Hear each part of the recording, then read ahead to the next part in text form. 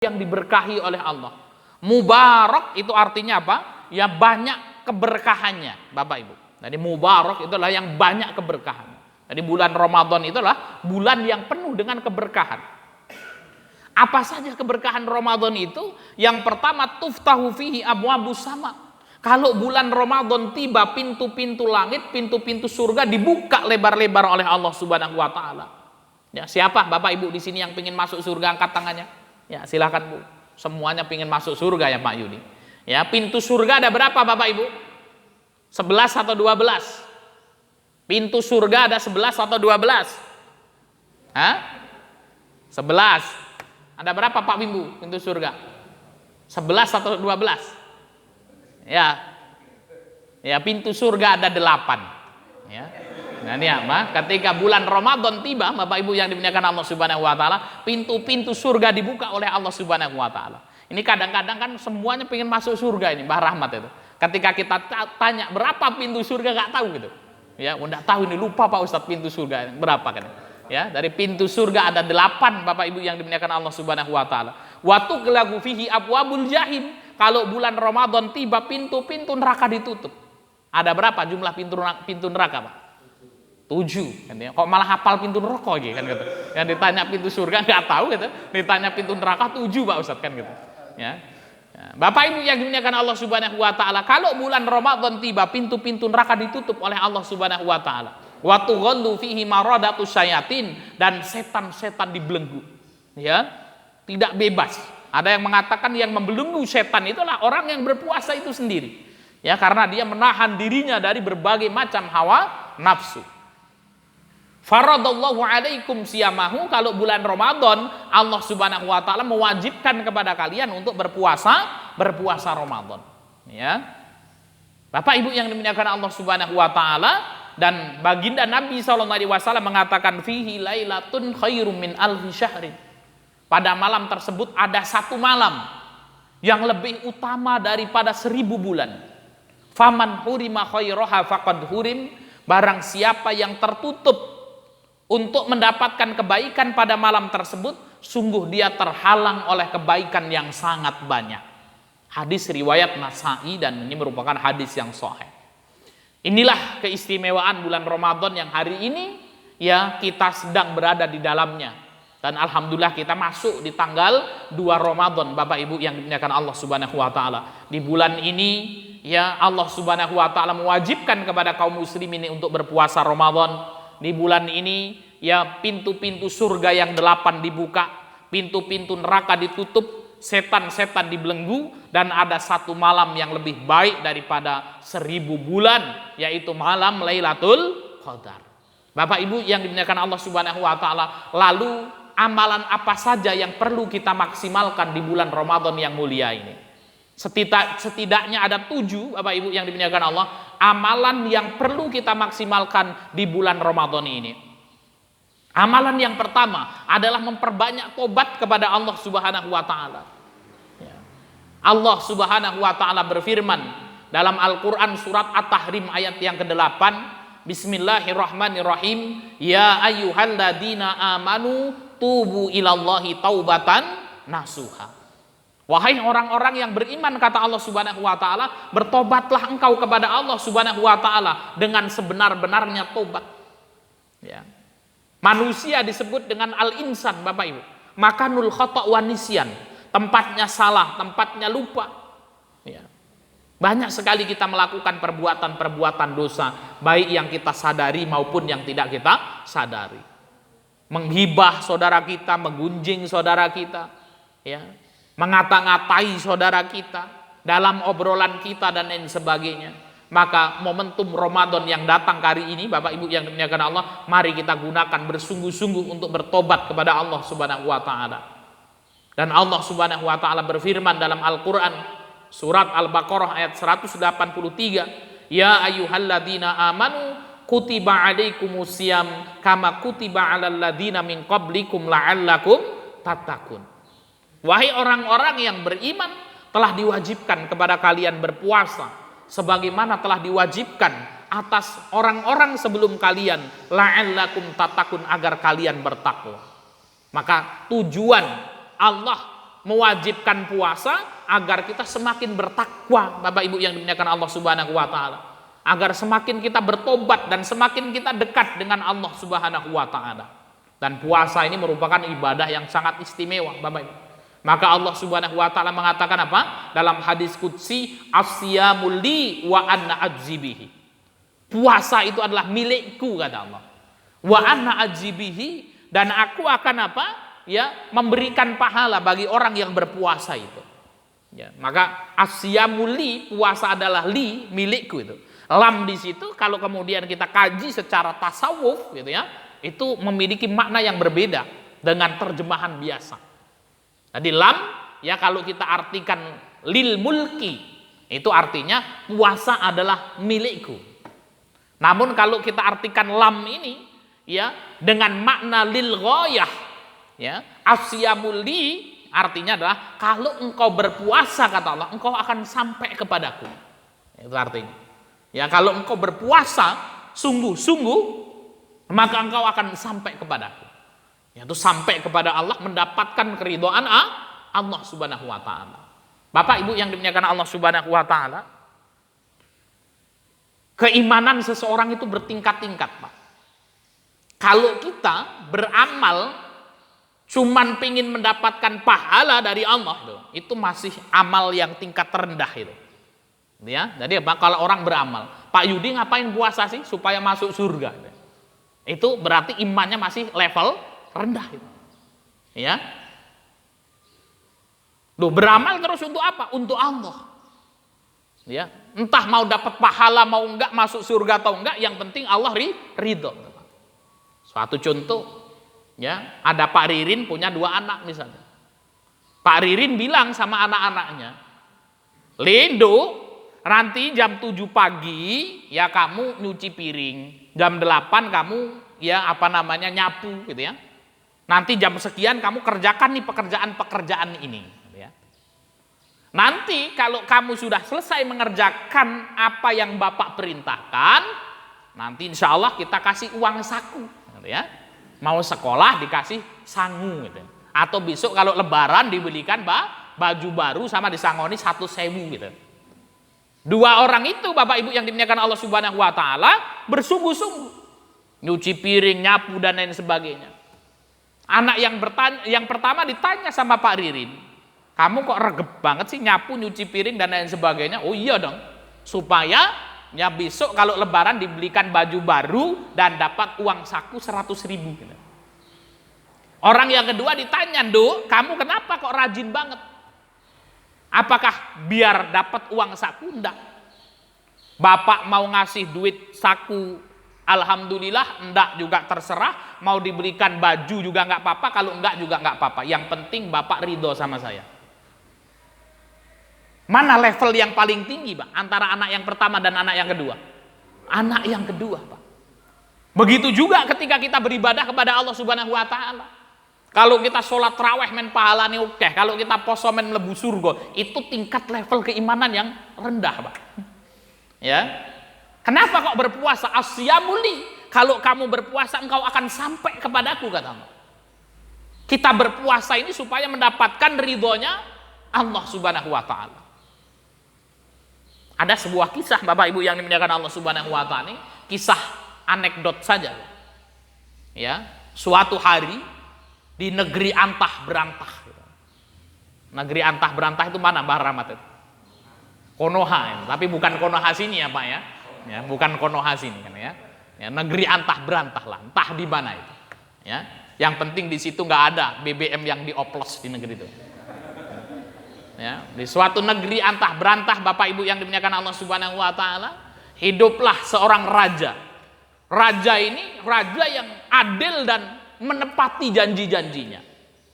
Kalau dia ngomong, ya bukan kemudian omong doang, Pak, tapi betul-betul dilakukan. Maka suatu hari raja tersebut berkata kepada rakyatnya, "Wahai rakyat-rakyatku, silakan besok engkau pergi ke istanaku. Minta apa saja yang kalian mau, pasti aku akan beri." Wah, ini. Kapan kita punya raja seperti ini, Pak ya? Masya Allah ya. Silakan engkau pergi ya ke istanaku, minta apa saja pasti akan aku beri. kata raja tersebut. Berbondong-bondonglah rakyat pergi ke istana raja ketika itu. Ya. Nah, kira-kira ini Pak Wimbu itu kalau dipanggil itu, ya mau minta apa Pak Wimbu kira-kira? Nah, mau minta apa Pak Wimbu? Tak tanya semua nanti ini. Pak Ririn mau minta apa kira-kira Pak Wimbu? Pergi ke istana mau dikasih, minta apa aja mau dikasih. Mau minta apa Pak Ririn? Apa Pak Ririn? Minta dimudahkan segala urusan rakyatnya. Ya. Pak Yudi minta apa Pak Yudi? Istri lagi? Minta apa Pak Yudi? Fasilitas kan katanya. Ya Pak Diman minta apa Pak Diman? Jabatan. Ya Pak Rahmat minta apa Mbah? Minta yang dikasihkan aja. Masalah luar biasa itu. Ya. Nah, Bapak Ibu yang dimuliakan Allah Subhanahu wa taala, maka orang rakyatnya datang ke situ. Ada yang minta duit, ada yang minta jabatan, ada yang minta segala sesuatu, perhiasan dan lain sebagainya. Ketika mereka sudah mendapatkan, pulang semua. Tinggal tersisa satu seorang nenek-nenek yang sudah begitu tua renta. Ya. Nenek-nenek itu belum minta sesuatu. Maka sang raja pun bertanya kepada nenek ini, wahai nenek, kenapa engkau belum meminta sesuatu? Ya, nunggu yang lain pulang dulu wahai raja. Wahai nek, engkau mau minta apa? Neneknya tanya lagi, wahai raja, benarkah segala permintaanmu itu akan dikabulkan? Benar. Bukankah engkau tadi melihat semua yang meminta pasti aku beri, pasti aku kabulkan permintaannya. Ya, nenek mau minta apa silakan. Ya. Maka nenek tersebut mengatakan, wahai raja, sungguhnya aku adalah nenek-nenek yang sudah sangat tua renta, suamiku sudah meninggal dunia. Suaminya sudah meninggal dunia. Hidupnya hanya sebatang kara. Permintaanku cuma satu, wahai raja, maukah engkau menikah denganku? Ya. Ya. Tadi apa? Ya, neneknya minta dinikahin raja. Ya. Nah, raja ini sudah apa? Sudah janji kan gitu ya. Semua permintaannya akan dikabulkan. Maka kemudian ketika itu menikahlah raja dengan nenek ini. Maka ketika nenek ini menikah dengan raja, seluruh kekayaan raja menjadi milik nenek tersebut. Ya. Singgasananya raja yang milik nenek itu karena istrinya kan Pak.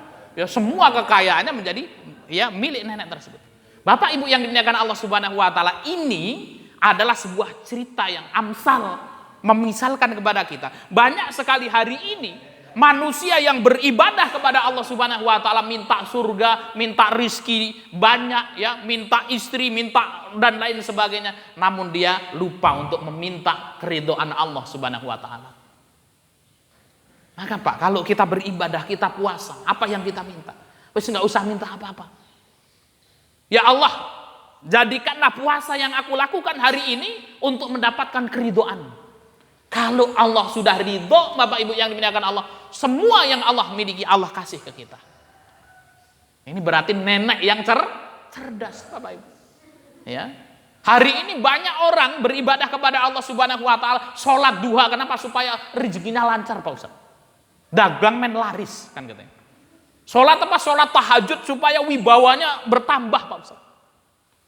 Kita beribadah kepada Allah, sesungguhnya orang yang berpuasa ketika kemudian dia berbuka akan mendapatkan apa? Ya doanya pasti akan dikabulkan oleh Allah Subhanahu wa taala. Yang kita minta apa, Pak? Yang kita minta mobil lah, rezeki lancar lah, anak segera dapat jodoh lah dan lain sebagainya.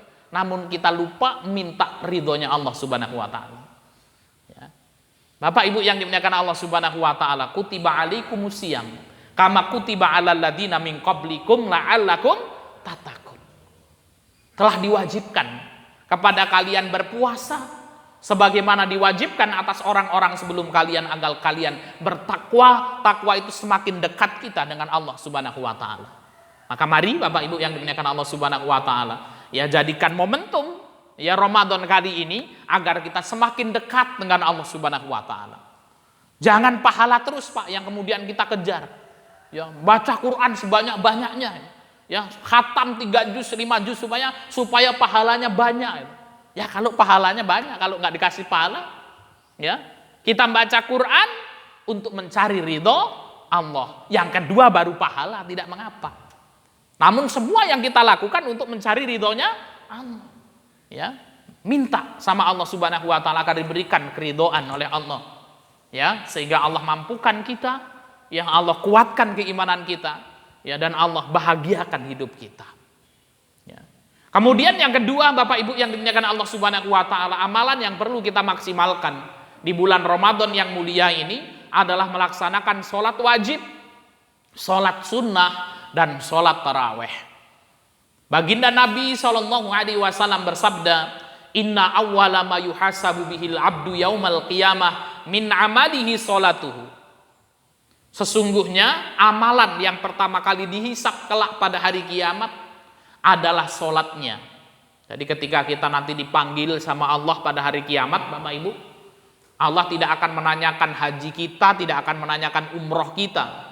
Namun Allah akan tanya kepada kita, sholat kita bagaimana? Fa'in fasadat, fa'in soluhat faqad aflaha wa anjaha. Kalau sholatnya baik, sungguh orang tersebut telah beruntung. Wa in fasadat faqad khaba wa khasira. Namun kalau sholatnya buruk, ya, maka orang tersebut akan celaka. Kita bisa membayangkan bagaimana kalau di akhirat nanti ada orang yang dipanggil oleh Allah, ditanya sholatnya namun nggak pernah melakukan sholat. Alangkah meruginya orang tersebut. Ya, maka Allah akan bertanya kepada malaikat, wahai malaikat, lihat bagaimana sholat wajib hambaku ya Allah. Sholat wajibnya tidak khusyuk ya Allah. Ya, maka Allah akan mengatakan kepada malaikat, apakah hambaku melaksanakan sholat sunnah? Melaksanakan sholat sunnah ya Allah. Tidak khusyuk pula sholat sunnahnya ya Allah. Ketika sholat wajib mikirin beras habis, ketika sholat sunnah minyak pula habis. Maka yang gak khusuk-khusuk ini Bapak Ibu yang dimuliakan Allah, dikumpulkan sama Allah Subhanahu wa taala sehingga kemudian menjadi sempurna sholatnya. Ya, maka lakukan sholat sunnah itu untuk menyempurnakan sholat wajib kita, Pak. Kemudian sholat tarawih. Baginda Nabi SAW bersabda, man qoma ramadhana imanan wahtisaban ghufira lahu ma taqaddama min dhanbi. Barang siapa mendirikan sholat tarawih imanan karena iman, wahtisaban ikhlas dan mengharap pahala dari Allah Subhanahu wa taala, ghufira lahu ma taqaddama min dhanbi, Allah akan ampuni dosa-dosanya yang telah lalu. Ya, telah hadir kepada kita bulan Ramadan yang mulia, Bapak Ibu. Kita melaksanakan sholat tarawih di malam hari. Sudahkah ketika kita ya di malam hari mau melaksanakan sholat tarawih, kita keluar dari rumah kita menuju masjid, kita berdoa kepada Allah Subhanahu wa taala, ya Allah jadikanlah sholat tarawihku malam hari ini untuk menghapus dosa-dosaku yang telah lalu. Doa Pak, minta sama Allah agar sholat tarawih yang kita lakukan itu menghapus dosa-dosa kita yang telah lalu. Pulang kita dari sholat tarawih kita, ya dosa-dosa kita dihapus oleh Allah Subhanahu wa taala. Dan Nabi SAW juga bersabda, wa innahu man qoma ma'al imam hatta yang shorifa kutiba lahu qiyamul lailatan. Barang siapa sholat tarawih bersama imam sampai selesai, witir bersama imam, kutiba lahu qiyamul lailatan, akan Allah catat pahala sholat semalam suntuk. Luar biasa Pak. Ini kemuliaan Ramadan yang begitu luar biasa. Maka para sahabat itu mengatakan, Pak, faqad kanu yad'una Allaha sittata ashhurin ayataqabbala Ramadan. Sungguhnya kebiasaan para salafus soleh berdoa sama Allah 6 bulan sebelum Ramadan tiba agar dijumpakan dengan bulan Ramadan yang mulia. Karena di bulan Ramadan itu Pak, malamnya penuh dengan ampunan Allah dengan sholat tarawih, siangnya penuh dengan ampunan Allah dengan puasa. Ya.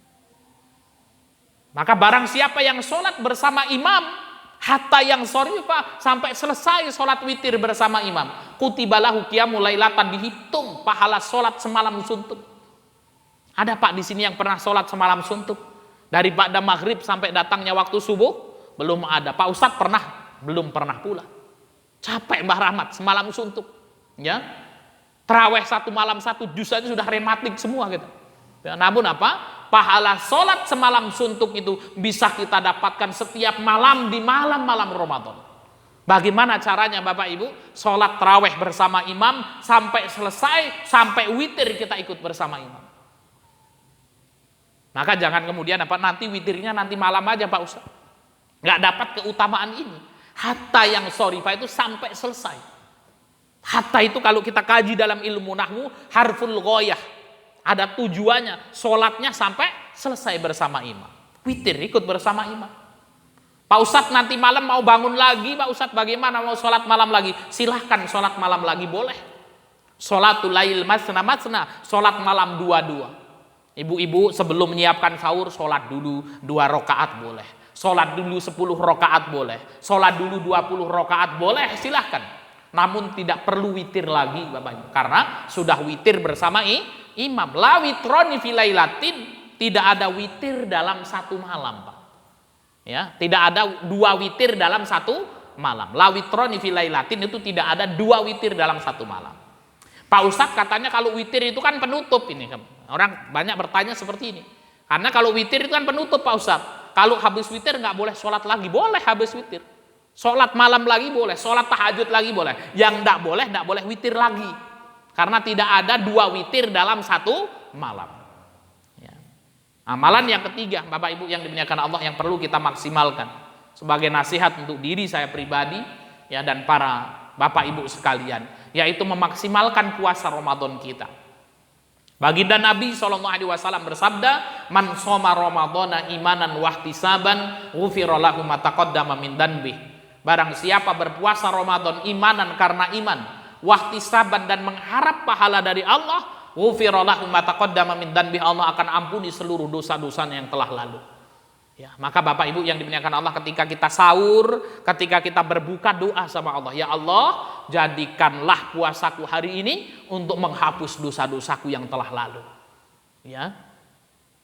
Dan doa orang yang berpuasa itu mustajab Pak.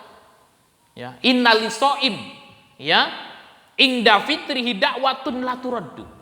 Sesungguhnya orang yang berpuasa ketika berbuka, maka doanya tidak akan ditolak oleh Allah Subhanahu wa taala. Ya, bahkan ketika berpuasa hatta yuftiro, sampai ia berbuka, doanya dikabulkan oleh Allah Subhanahu wa taala. Ya, nanti kalau kita berpuasa Pak, doanya mustajab, ketika kita berbuka doanya juga mustajab. Ketika Allah mengatakan Pak, mustajab itu pasti akan dikabulkan. Jadilah kita seperti nenek-nenek itu tadi Pak. Ya, yang meminta kemudian apa? Tidak minta apa-apa. Minta jadi suaminya raja. Kenapa? Langsung ketika dia menjadi suaminya raja, seluruh kekayaan raja menjadi miliknya. Ketika kita minta sama Allah Subhanahu wa taala, berdoa, satu yang kita minta ridhonya Allah. Ya Allah, apapun kondisi kita, kalau engkau ridho ya Allah, itu sudah merupakan apa? Sesuatu yang sangat luar biasa. Karena orang kalau sudah diridhoi Allah Pak, Allah tidak akan menyakitinya, Allah tidak akan menyia-nyiakannya. Ya. Nggak usah takut orang kalau mendapatkan ridhonya Allah itu pasti akan masuk surga tanpa ia minta. Ya. Maka ada orang-orang tasawuf itu Pak. Ya, yang kemudian mereka itu apa? Ya, takut kalau untuk masuk neraka itu takut Pak. Ya. Namun kalau masuk surga itu juga nggak seneng. Ya, jadi apa? Mau masuk neraka itu takut, masuk surga ya nggak seneng. Kenapa? Karena kesenangan bagi mereka adalah apa? Kelelahan dalam beribadah kepada Allah itu menjadi puncak kenikmatan bagi mereka. Nah, itu luar biasa. Ini berarti betul-betul ridho sama Allah Subhanahu wa taala. Kalau kita ditanya ini, Pak Ririn, kenapa kok pengen masuk surga? Men ra kesel ngibadah Pak Ustaz. Kan ngono Pak. Ya, poso sesuk nek wis mlebu surga wis ora ono poso meneh. Ya. Salat besok nek mlebu surga wis ora ono traweh meneh. Ya, kenapa? Biar enak masuk surga ini. Bagi orang-orang tasawuf itu Pak, ya, mereka mengatakan apa? Ya, kalau masuk surga itu malah sedih Pak.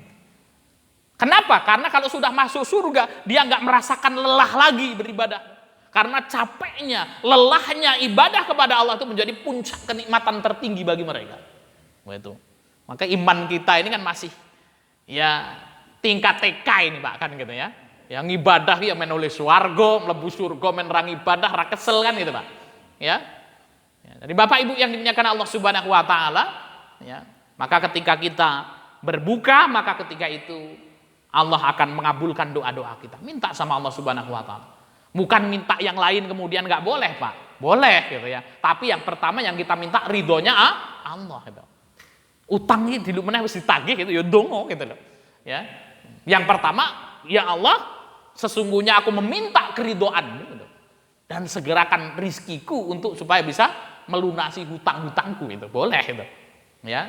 Namun yang pertama, ridhonya Allah itu nomor satu, Pak. Ya, ridhonya Allah nomor satu.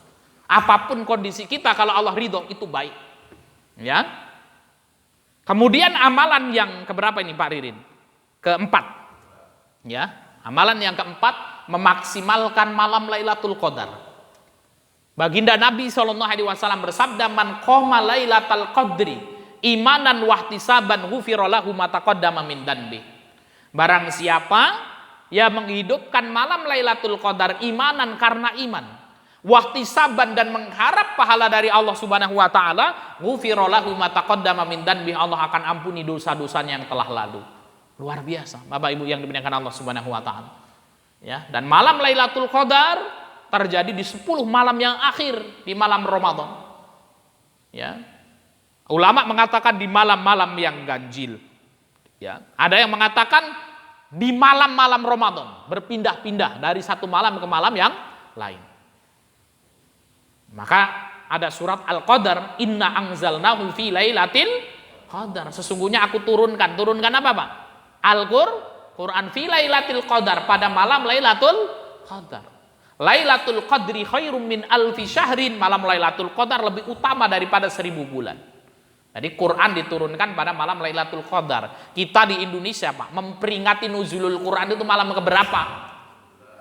Malam ke-17. Berarti enggak malam ke-20 terakhir.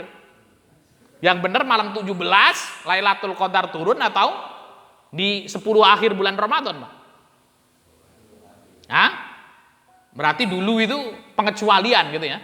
Ya, di malam 17 pas-kepasan. Nah, sehingga kemudian para ulama mengatakan apa? Ya, malam Lailatul Qadar terjadi ya di setiap malam, di malam-malam Ramadan. Ya, namun hadis-hadis yang kuat mengatakan apa? Kebanyakan terjadi di 10 akhir bulan Ramadan, di malam-malam yang ganjil. Ya. Namun jangan kemudian kita jadikan itu yang mengkerucut kan gitu. Kita harus beribadah sungguh-sungguh di setiap malam, di malam-malam Ramadan. Jadikan Lailatul Qadar itu di dalam hati kita, Pak. Ya, semua malam ya kita harus bersungguh-sungguh. Jangan kemudian pilih-pilih itu tadi, ya. Ya, nantilah. Isi 10 pertama santai-santai kan gitu ya. Nanti 10 terakhir. Nah, ini insyaallah ya. Nanti ada yang gas kenceng 10 malam terakhir, ada yang pas ganjil-ganjil doang aja gitu ya. Ya, nanti pas ganjil aja nanti kita sungguh-sungguh gitu. Malam selikur yuk sungguh-sungguh gitu ya. Lembur, ngalong kan gitu ya. Dia islahul umat kan gitu ya. Nanti kalau siang pulang lagi kan gitu ya. Ya, maka enggak apa-apa Pak. Kalau kemudian pagi kita kemudian bekerja, ya, maka boleh ya. Bersungguh-sungguh itu di setiap malam. Kemudian Bapak Ibu yang dimuliakan Allah Subhanahu wa taala, yang keberapa nih? 5. Yang kelima adalah memaksimalkan qiraatul Quran. Ya. Nabi SAW bersabda, ini sudah nggak perlu saya sebutkan hadis tentang keutamaan Quran, nah ini sudah pas 10 ini Pak ya. Al-Qur'anu syafi'un musyafa' wa mahidun musaddaq. Al-Quran akan menjadi syafaat dan akan menjadi penolong. Man ja'alahu amamahu qadahu ilal jannah. Barang siapa menjadikan Al-Quran sebagai petunjuknya, Al-Quran akan mengantarnya ke surga. Wa man ja'alahu khalfa dhahrihi saqahu ilan nar. Barang siapa melemparkan Quran di belakang punggungnya, maka Al-Quran akan menyeretnya ya di api neraka pada hari kiamat, Pak. Ya, maka qiraatul Quran penting. Maka Imam Asy-Syafi'i rahimahullah diriwayatkan dari murid beliau Imam Ar-Rabi mengatakan, Imam Syafi'i kalau bulan Ramadan tiba, beliau khatam 60 kali. Ya. Dan riwayat menyebutkan dan beliau khatam bacanya di dalam sholat, Bapak Ibu. Ya, jadi 60 kali. Ini artinya sehari, siang hari sekali, malam hari sekali. Dan itu beliau lakukan di dalam sholat. Sambil sholat Pak. Itu luar biasa. Ya, 60 kali. Kita berapa kali Pak? Ada yang sudah dapat 10 juz hari ini? Belum Pak Ustadz. 1/4 juz gitu kan katanya. Ya. Maka Bapak Ibu yang dimuliakan Allah harus dipaksakan. Yang menghafal Quran, membaca Quran di bulan Ramadan harus dipaksakan. Ya, minimal 2 kali lah. Ya, apalagi Bapak Ibu ya yang ngaji di Islahul Umat kan, ya minimal 2 kali. Ya. Kalau sampai Ramadan tidak khatam, pasti di luar Ramadan lebih nggak khatam lagi. Ya, nanti aja Pak Ustadz kok bulan Safar aja sama mengkhatamkan nggak? Ya, kalau di bulan Ramadan aja nggak khatam, pasti di luar Ramadan tidak khatam lagi. Kan gitu ya. Maka ini waktunya untuk bersungguh-sungguh, Bapak Ibu yang dimuliakan Allah Subhanahu Wa Taala, yaitu apa? Qiraatul Quran. Ya, satu hurufnya apa? Bagaimana? Pak Rahmat hadisnya? Man qara'a harfan min apa Bu? Man qara'a harfan padha lali kabeh. Harusnya ibu-ibu kan nambah semangat ini bulan Ramadan, udah hafal arba'un hadis. Man qara'a harfan min kitabillah falahu bihi hasanatun wal hasanatu bi asyri amsalihha. Kemarin dihafal enggak ini, Pak? Enggak. Oh, la aqulu alif lam mim harfun kan katanya. Ini berarti masih pilih-pilih ini Pak ini kan ya. Ya, seperti apa golek malam Lailatul Qadar gitu sing selikur, telulikur, selawi kan gitu ya. Ya, ya. Kayak hadis ini dipilih itu ya. Sudah ditawar, habis itu dipilih lagi kan gitu ya. Luar biasa ya. Memang Bapak Ibu sekalian ini sudah terbiasa berdagang masalahnya kan gitu ya. Luar biasa kan. Ya, belajar arba'una hadisan ditawar, ya sudah ditawar pasti dipilih lagi gitu ya. Ya, man qara'a harfan min kitabillah, barang siapa membaca huruf ya satu huruf dari ya kitabillah dari Al-Qur'an, falahu bihi hasanatun, maka akan dilipat gandakan, akan mendapatkan pahala satu pahala. Wal hasanatu bi asyri amsalihha, satu pahala dilipat gandakan menjadi 10 pahala. La aqulu alif lam mim harfun, aku tidak mengatakan alif lam mim itu satu huruf, akan tapi alif satu huruf, lam satu huruf dan mim satu huruf. Baca alif lam mim dapat 30 kebaikan. Itu yang paling sedikit Bapak Ibu, itu bisa dilipat gandakan lagi menjadi 700 kebaikan. Itu kalau di bulan-bulan biasa Pak. Kalau di bulan Ramadan sudah nggak terhitung lagi. Ya. Insya Allah hari Jumat besok kita akan mengadakan acara. Ya, itu sudah dipampang di sana itu. Ya, ada Syekh Khalid Aun Al-Yamani. Ya, acaranya sebelum asar ya Pak Ririn ya. Ya kita akan tablik akbar dulu ya sebelum asar. Nanti disediakan makan nggak nih Pak Ririn? Oh disediakan makan, disediakan kan gitu ya. Ya. Mas Latif sudah WA ini, syekhnya mau dikasih makan apa Pak Ustadz ini? Ya nasi kebuli aja lah ya. Semuanya dimakan sama syekh kan gitu ya. Nah ini beliau guru saya Pak. Saya 3 tahun belajar sama beliau. Ini Syekh Khalid Aun Al-Yamani yang insya Allah besok ya hari Jumat beliau akan mengisi pengajian di sini. Ya kita akan buka puasa bersama. Ya ibu-ibu juga diundang nggak Pak ini? Oh semuanya ya. Kemudian malamnya kita akan sholat tarawih bersama. Ya, luar biasa. Gratis kan Pak? Gratis. Nggak bayar ya. Sudah insya Allah kita dapat ilmu yang bermanfaat ya. Ya kemudian apa kita akan sholat tarawih bersama Syekh. Insya Allah hari Jumat besok itu tanggal berapa Pak? 7 ya. Ya tanggal 7. Baik Bapak Ibu yang dimuliakan Allah Subhanahu Wa Taala. Kemudian yang keberapa ini? Yang ke-6. Ya, jadi apa? Qiraatul Quran. Yang ke-6 memperbanyak sedekah dan berbuat baik kepada orang lain. Ya, memberikan manfaat kepada orang lain. Disebutkan dalam riwayat bahwasanya apa? Nabi SAW orangnya dermawan. Kalau datang bulan Ramadan bertambah Pak kedermawanan Nabi SAW. Ya, maka Bapak Ibu yang dimuliakan Allah kita niatkan. Ya, kita kumpulkan duit-duit receh, gitu ya.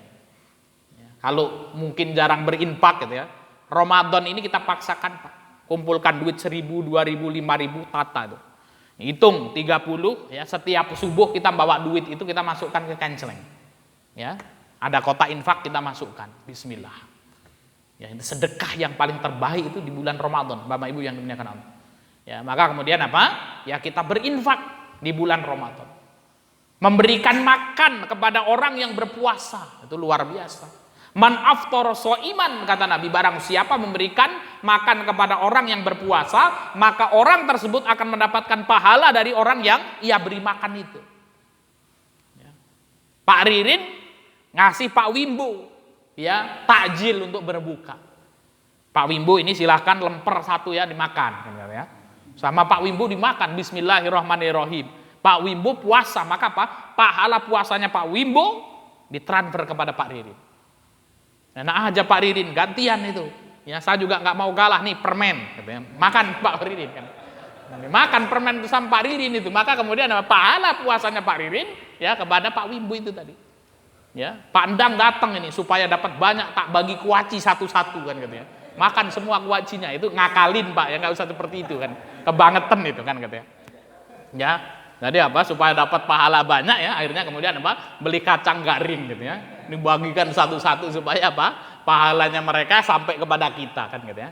Ya, jadi kalau kita ikhlas Bapak Ibu yang dimuliakan Allah Subhanahu wa taala, ya memberikan makan kepada orang yang berpuasa, kita akan mendapatkan pahala mereka. Ya.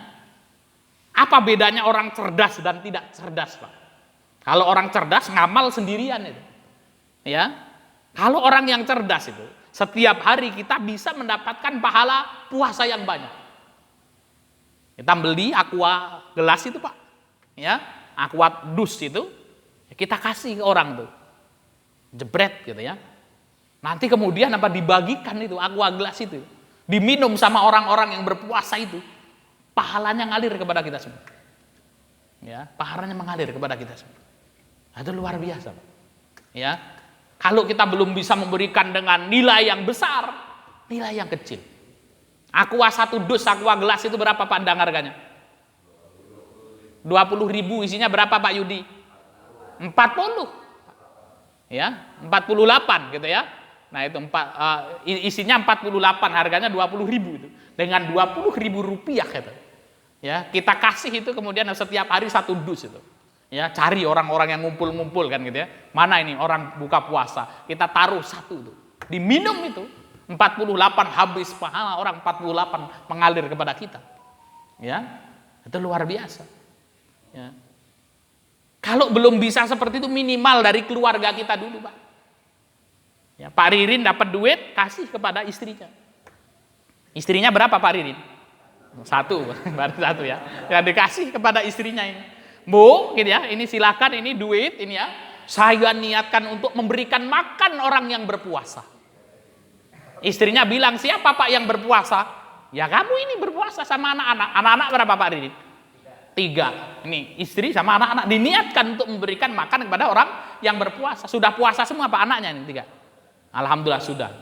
Ini anak saya itu Pak Izan ini saya latih Pak puasa itu. Kemarin baru hari pertama gitu ya. Jam 11 sudah nangis-nangis ya, pengen makan gitu. Nah, yang kemudian pas sudah kita ceritain kisah Umar bin Khattab kan gitu ya. Semuanya sudah gitu ya. Sampai saya kerja nggak jadi gitu ya. Oh gitu Bu ya. Oh ya sudah diam. Oke gitu ya. Deal gitu ya. 10 menit ngerengek lagi kan gitu ya. Ya, saya sudah kasihan itu teman. Ya, tapi kemudian apa kata umiknya sudah, ya nggak boleh gitu. Akhirnya kemudian apa sudah nunggu, ya. Nah, nanti adzan duhur kan gitu ya. Bedukan Pak puasanya itu kan gitu. Ya, ketika adzan lebih kok belum adzan nunggu adzan duhur gitu. Ya, kalau pengen cepat pergi ke pondok, ami-ami suruh adzan gitu ya. Nah, dengan adzan duhur wah senang gitu kan. Ya. Sama uminya sudah, nanti kalau abi pulang ke apa namanya dari masjid nanti udah poso lagi gitu ya. Saya bilang aturan dari mana itu nggak ada itu. Ya sudah sampai jam 1 kan gitu ya, seneng gitu. Ya, makan gitu, jam 1 gitu. Ya, jadi Bapak Ibu yang dimuliakan Allah Subhanahu wa taala, yaitu kemudian apa kita memberikan makan kepada orang yang berpuasa, Bapak Ibu yang dimuliakan. Ya, maka kemudian apa kita akan mendapatkan pahala mereka. Ya. Maka Pak Ririn ini kemudian apa? Ngasih duit. Jadi Bapak-bapak sekalian, kalau kita ngasih uang, jatah uang belanja kepada istri, pada keluarga kita di bulan Ramadan niatkan untuk memberikan makan kepada orang yang berpuasa. Ya. Siapa kata istrinya Pak Rin? Ya ibu ini. Ya kan puasa sama anak-anak supaya ya bapaknya dapat pahala puasa dari anak dan istrinya. Ibu-ibunya yang nerima duit jangan mau kalah Pak. Belikan duit itu untuk beli kangkung, terong gitu ya. Ya, beli tahu dan lain sebagainya. Ketika masak niatkan untuk memberikan makan kepada orang yang berpuasa. Ya, ketika berbuka datang itu ya, mau makan. Mau kemana Pak? Mau buka puasa. Jangan makan dulu sini. Ya, harus makan makanan saya. Ya, ada Pak. Ya, istri yang kemudian apa? Dia nggak seneng kalau kemudian suaminya itu buka puasanya di luar. Kenapa? Karena orang lain yang dapat pahalanya Pak. Ya, boleh dia buka puasa boleh, tapi dibekalin dulu dari rumah. Kau harus bawa makananku ini dulu. Sebelum makan makanan yang lain, kau makan makananku ini supaya kemudian apa? Istrinya dapat pahala Pak. Ya, maka kemudian ibu-ibu ini datang nih. Sudah, ini saya niatkan untuk memberikan makan kepada orang yang berpuasa. Pak Ririn nanya, siapa yang puasa ya? Awakmu kan gitu ya. Oh, berarti sama. Sehingga kemudian Bapak Ibu yang dimuliakan Allah, dengan cara ini seorang suami mendapatkan pahala puasa anak dan istrinya. Seorang ibu ya mendapatkan pahala dari puasa suami dan anak-anaknya. Yang anak-anak walaupun kemudian dia cuma bantuin Pak, ya mengambilkan air itu, ya dikasih kepada bapak ibunya itu. Untuk apa? Saya niatkan untuk memberikan minum kepada orang yang berpuasa, bapak ibu ini. Maka kemudian satu keluarga, bapaknya dapat pahala puasa keluarganya, ibunya dapat pahala puasa keluarganya, anaknya dapat pahala puasa keluarganya. Dimulai dari yang ringan, bapak ibu yang dimuliakan Allah. Kadang-kadang kan kita melihat hadis ini, kemudian tergambar di benak kita itu, pokoknya harus memberikan nasi bungkus 100 ke banyak orang. Nggak harus seperti itu Pak. Ya, minimal itu seperti itu kita niatkan dalam keluarga kita, ya syukur-syukur kita berikan nasi bungkus. Kalau belum bisa nasi bungkus maka kita berikan aqua Pak, ya kalau belum bisa ya sudah yang gorengan 5.000 10.000 misalnya, ya maka kemudian itu akan mendapatkan pahala ya orang yang berpuasa tersebut.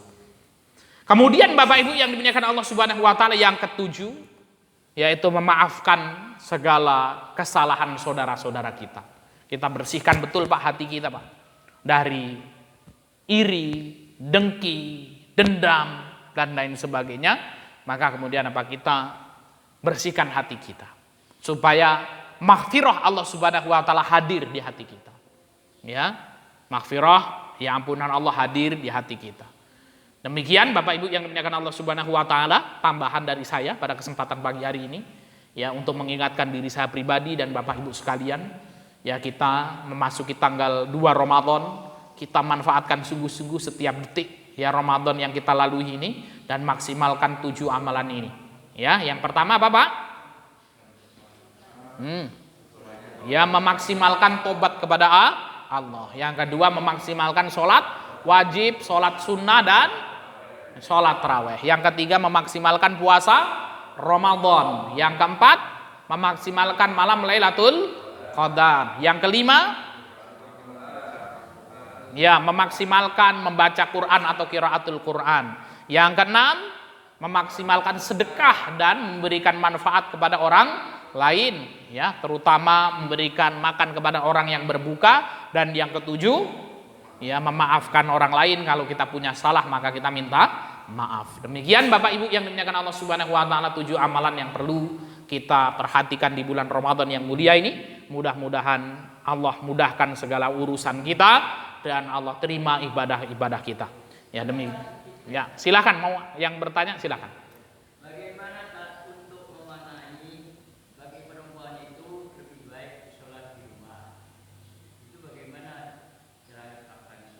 Ya. Kita juga harus tarawih supaya sholat jamaah itu bisa sampai selesai dengan imam. Ya. Bapak Ibu yang dimuliakan Allah Subhanahu wa taala, mana yang lebih afdol ya? Apakah kemudian bagi perempuan sholat di rumah atau kemudian sholat di masjid? Bapak Ibu yang dimuliakan Allah Subhanahu wa taala, ya perempuan sholat di rumah itu lebih utama. Ya, lebih utama dia sholat di rumah. Namun bukan berarti perempuan dilarang untuk pergi ke masjid, Bapak Ibu yang dimuliakan Allah Subhanahu wa taala. Bahkan tidak ada larangan tersebut. Rasul melarang orang yang melarang wanita pergi ke masjid. Kalau seorang wanita ini ya bisa pergi ke masjid, ya Mbah Rahmat istri masih ada? Masih gitu ya. Ya kalau masih sehat ya Mbah? Masya Allah. Kalau kemudian bisa membawa istri ke masjid itu, ya menambah romantis Mbah Rahmat dan istri ke masjid itu kan ya. Ya masa kalau dibonceng istrinya ke masjid kan gitu ya. Dan kemudian aman dari fitnah yang ada, dipisah jamaah laki-laki dan perempuan kan gitu ya. Maka kemudian silakan boleh untuk pergi ke masjid ya. Saya kalau tugas di Metro itu istri saya tak bawa Pak. Ya, anak sama istri bawa ikut gitu ya. Saya tugas ke masjid ini. Ya, supaya antum tahu masjid-masjid, dan yang kedua supaya kamu kenalan sama ibu-ibu di sana. Jangan jadi kodok nang jero batok aku bilang katanya. Apa? Kodok nang jero batok itu, Pak. Katak di dalam tempurung. Nah, gitu ya. Sudah kenal. Ya, sosialisasi sama banyak orang. Walaupun kamu bercadar, kamu harus kenal. Ya, sama ibu-ibu sana penjual gorengan apa dan sebagainya sudah. Ya, saya bawa. Ya, maka selama kemudian aman dari fitnah, maka tidak mengapa. Untuk kemudian melaksanakan sholat ya tarawih ya di luar, ya di masjid, ya sholat tarawih di masjid. Ya nanti mendapatkan pahala sampai selesai bersama imam. Kalau ditanya mana yang lebih utama, di rumah lebih utama. Itu dalilnya seperti itu. Ya secara umum di rumah lebih utama. Wallahu a'lam bishawab. Berarti misalnya kita sholat tarawih misalnya di masjid A, B, jadi misalnya imamnya 23 rakaat sampai selesai ikutin gitu ya. Ya. Walaupun ada yang 8 kita ikutin 8 gitu ya. Betul. Jadi apa? Ustaz, bagaimana kalau kemudian seperti di Masjid Taqwa, Pak, di Masjid Taqwa Kota Mitro. Nah, ini Pak Wimbo tahu ya, Masjid Taqwa Kota Mitro gede. Itu sholatnya 23. Namun di situ ada yang 11 saja. Jadi apa? Ya, kita pernah dulu sama Syekh di sana. Saya bilang sama Buya Zakaria dulu pernah ngisi di sini nih, Buya Zakaria. Ya, pernah didatangkan ke sini sama Mas Latif ya. Berapa Buya ini di sini? 23 Ustaz. Oh, siap gitu. Saya bilang sama Syekh 23. Tapi nanti jangan kaget Pak Ustaz itu. Kalau kemudian ada yang keluar gitu. Ya, jadi ya kalau yang